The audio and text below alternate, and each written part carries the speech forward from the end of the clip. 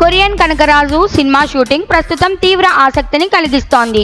వరుణ్ తేజ్ హీరోగా, మెరళపాక గాంధీ దర్శకత్వంలో హర్రర్ కామెడీగా రూపొందుతున్న ఈ సినిమా తాజాగా అభిమానుల మనసులను దోచుకున్నట్లయింది.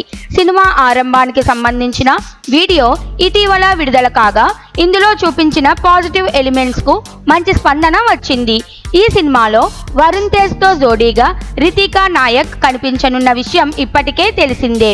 ఆమెకు సంబంధించిన ఇటీవల షూటింగ్లో పాల్గొన్నట్లు సమాచారం అందింది.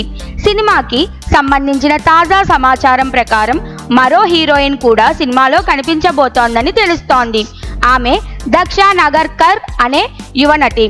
జాంబిరెడ్డి సినిమాలో తన నటనతో మెప్పించిన దక్ష ఆ తర్వాత బంగారాజు సినిమాలో ప్రత్యేక పాటలో కనిపించి మరింత పాపులారిటీ పొందింది.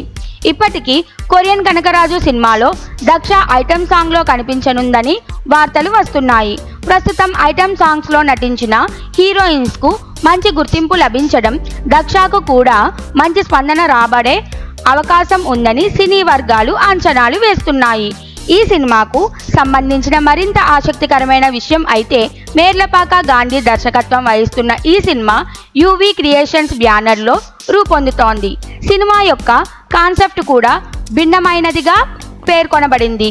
ఇక వరుణ్ తేజ్ కామెడీ యాంగిల్స్ను F2 మరియు F3 సినిమాల్లో చూసిన ప్రేక్షకులు మరోసారి ఈ సినిమాలో కూడా చూస్తారని సమాచారం అందుతోంది.